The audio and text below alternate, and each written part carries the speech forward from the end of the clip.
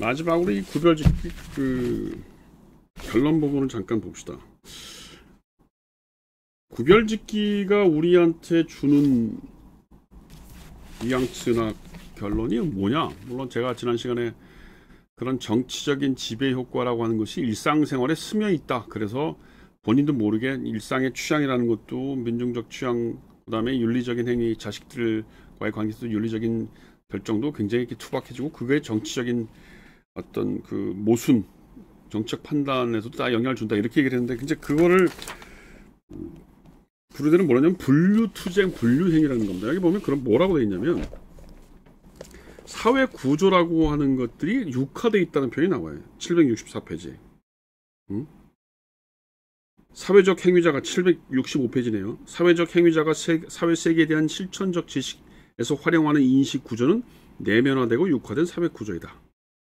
즉 사회체계 내의 이치에 맞는 행위에 의해 전제된 사회체계의 실천적 지식은 분류도식. 분류도식이라는 게 뭐예요? 분류형식, 정신구조나 상징형식을 말하는데 이 단어들의 함축적 의미를 별개의 문제로 취급한다면 이러한 표현들은 실질적으로 상호 대치한 가능한 것이다. 그러한 종류의 계급들로의 객관적 분할의 산물이며 의식과 담론의 충의 아래서 작동하는 역사적인 지각과 평가 도식을 활용한다. 자, 쉽게 얘기하면 내가 어떤 상황에 대한 평가 도식이라는 게 있다요. 사회적인 체계 분류가 있고 이건 나쁜 거야, 이건 좋은 거야, 이건 보수적이야, 이건 진보적이야. 그런데 그것들이 뭐예요? 일상적인 취향에 의해서 내 몸에 각인되어 있다는 겁니다. 분류 체계가. 그 얘기를 하는 거예요. 이렇게 어렵게. 여기 약간 이제 그 멜로뽕트적인 냄새도 나는 거죠. 그러니까 그런 관계에서 좀 과연 우리가 어떤 취향을 가져야 되느냐? 이건 정말 어려운 거죠. 과연 해방된 취향이라는 게 있나? 이런 질문을 좀 뭐 굉장히 생뚱맞고 굉장히 그 투박하지만 해방된 취향이라는 게 있을까? 이런 겁니다. 결국은 민중계급이라는 게 들러리밖에 못하는 거죠. 여러 가지 면에서 뭐 일상적인 취향의 경우나 도덕적인 윤리의식이나 정치적인 의견에 있어도 다 들러리밖에 못하고 지배받고 있는데 자신들이 지배받고 있다는 걸 모르는 거 아니에요. 이걸 어떻게 알려줄 수 있어요?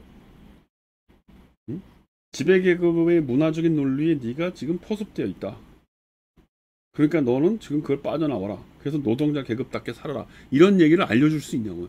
그러니까 실제로 제 경험에 보면 그 하층계급 노동자의 딸인 경우에 가장 원하는, 너 앞으로 뭐 하고 싶냐? 그랬더니 그 외국계 프랜차이즈 그 식당에 사장을 하고 싶대요. 왜 하필이면 외국계 프랜차이즈 식당이냐? 그랬더니 자기가 고등학교 나이 때, 그러니까 고등학교를 제대로 졸업을 못하고 그 골프장에 캐디를 했었는데 그때 그 사장님들이나 회장님들을 많이 알고 있기 때문에 내가 그런 외국계 프랜차이즈 고급 식당을 하면 많이 와서 팔아줄 거라. 이렇게 얘기를 하는 겁니다.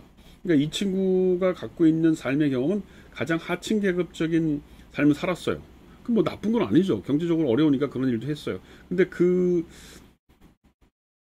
인생의 어떤 그 상승 욕망은 전형적인 부르주아 계급의 욕망을 갖고 있는 거예요. 그것도 나쁜 건 아니에요. 그러나 그 안에서 벌어지고 있는 수많은 노동자들의 어떤 임금 착취라든가 아니면 여러 가지 삶의 어떤 박탈에 대해서 본인이 가장 많이 경험했었을 것임에도 불구하고 그것에 대한 어떤 분노나 그것에 대한 어떤 저항의식, 이걸 바꿔야겠다. 이거 내가 너무 고생스러웠다. 근데 그거 생각해보니까 그게 뭐가 잘못되었더라. 뭐 이런 식의 반성이나 이런 식의 어떤 문제의식은 없어 보였어요. 제가 보기에. 꽤 오랫동안 내 강의를 들었었는데 없더라고요. 그러니까 그 얘기는 뭐냐면 문화적인 지배는 자기가 지배당하고 있는지를 잘 모르는 거예요. 분명히 이 친구가 갖고 있었던 가장 큰 열망은 뭐냐면 가난으로부터 탈출하고 싶다. 그래서 나도 옛날에 돈 많은 사람들이 살았던 것처럼 골프 치면서 여유롭게 살고 싶다. 이 욕망이에요. 이걸 누가 잘못됐다고 얘기하겠습니까? 그게 잘못된 게 아니죠. 그러나 그 메커니즘, 그 불평등, 경제적 구조에서의 그 불평등 구조라고 하는 것이 어떻게 발생하고 있고 그게 앞으로 계속해서 재생산하고 있다라고 하는 그 얘기에 대한 문제의식은 별로 관심이 없고 그런 거 알고 싶지도 않아요. 그러니까 무조건 나는 돈 많이 벌어서 잘 살고 싶다. 이러는 겁니다. 그런데 그렇게 무조건 열심히 일해서 돈 벌어서 잘 살고 싶다라고 하는 그 논리가 이 사람을 오히려 끊임없이 300만 원짜리 보증금에 뭐 월 15만 원짜리 월세방에서 살고 있더라고요. 그때. 그런데도 옷차림은 굉장히 화려하고 뭐 학교에 오는데도 굉장히 많은 이 뭐랄까 액세서리를 해요. 학생으로서는 좀 과다 싶을 정도로. 그러니까 누가 봐도 저 친구는 굉장히 부잣집 딸내미처럼 하고 다녀요. 근데 실상은 굉장히 경제적으로 어려워요. 근데 문화적인 표현 형태는 굉장히 부르주아처럼 또 유행에 민감하게 산단 말이에요. 물론 제가 지금 극단적인 예를 들고 있다고 뭐 그렇게 생각이 들 수도 있는데, 그런 지배라고 하는 것이 결국은 내 몸에 육화되어 있기 때문에 그런 분류 형식과 체계를 벗어나는 길이 어떻게 가능하겠냐는 겁니다.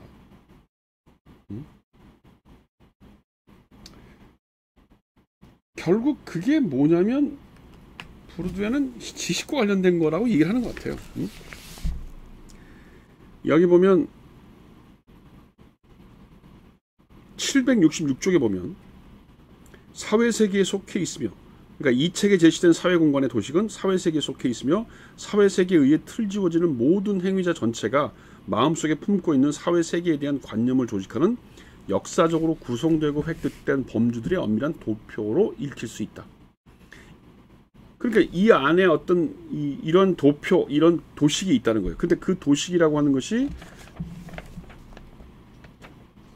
일상생활의 취향도 있지만 그 분류화된 도식들을 근거하는 게 뭐예요? 지식이죠, 지식. 사회적인 가치, 뭐 여러 가지 사회적인 판단들, 이런 것들을 만들어낼 수 있는 거, 그게 결국 분류도식과 분류체계고, 그걸 기반하고 있는 가장 밑바닥에 있는 게 지식체계라는 겁니다. 근데 그게 말의 체계라기보다는 육화된 이 취향의 체계라는 거죠. 말이 좀 어려워요. 좀 어려운데, 결국 이 부르주아가 하고 있는 얘기는 뭐냐면, 그런 사회적인 분류체계의 도식을 바꾸는 방식으로 사회운동과 혁명이 이루어져야 새로운 세계가 가능하다는 거예요. 그러니까 다시 한번 정리하면 1789년에 프랑스 대혁명은 마스티유 감옥을 때려 부신 거란 말이에요. 그러니까 그게 억압의 기제라고 본 거예요. 그 다음에 1848년 6월 폭동은 공장을 때려 부셔서 그런 경제적인 착취가 억압의 기제라고 본 거예요. 근데 1968년에 오면 사람들이 어떻게 생각하냐면, 학교나 더 나가서는 이 부르주아는 뭐 알투스나 후쿠오카는 학교가 억압의 기제라고 본 거예요. 왜? 왜곡된 지식, 부르주아적인 지식, 너 말 잘 뚫고 기술적인 지식, 너 그냥 열심히 일해서 돈 많이 벌어, 이러는 거죠. 근데 여기서는 뭐가 있냐면, 부르주아는 취향이라고 하는 것이 일종의 분류 체계, 옳고 그르고 좋고 나쁘고 하는 이런 체계를 만들고 있다는 겁니다. 그러니까 그걸 어떤 방식으로 바꿔낼까, 이게 중요하다는 거예요. 그래서 사실은 제가 다음 시간에부터는 뭘 하고 싶으냐면, 이제 그 소위 지식과 관련된 호모 아카데미쿠스나 지금 내 생각에는 호모 아카데미쿠스하고 이걸 같이 해볼까 그래요. 왜냐하면 이 호모 아카데미쿠스라는 건 프랑스에서의 교육제도의 구조가 어떻게 변해가느냐 하는 얘기를 하고 있고, 이 나는 철학자라고 하는 이 하이데거에 관련된 얘기는 그 안에서 지식인이라고 하는 게 어떤 식의 활동을 하고 있는지를 얘기를 하고 있는 건데, 두 개 다 어마어마한 책인데 특히 연결을 조금 시키면은 지식의 역할이 어떻게 작동되고 있고, 또 지금 이 구별짓기 막판에 그런 분류체계라고 하는 것이 어떤 의미를 갖고 있는지, 그래서 왜 지식의 체계가 변하는 것이 분류체계를 변하는 것인지를 좀 이해할 수 있을 것 같아서 그 얘기를 하려고 합니다. 그 구별짓기에 대한 비판서는 많고, 우리나라에서도 뭐 비판이 많지만, 이제 이게 프랑스 사람이 썼던 책 중에 하나인데, 이 행복의 역사이라는 책에서 잠깐만 얘기를 하면 뭐라고 이 부르주아를 얘기를 하냐면, 이 소비 사회라고 하는 것이 좀 변하고 있다는 거예요. 그러니까 이게 지금 1979년에 나온 책이니까 프랑스의 시기를 보면 주로 60년대 후반, 70년대 초중반을 상대로 해서 만들어낸 건데, 이때의 이 소비 사회라고 하는 건 지금 우리가 겪고 있는 소위 2000년대 이후에 겪고 있는 어떤 디지털 문화, 신자유주의 문화하고는 다르다는 겁니다.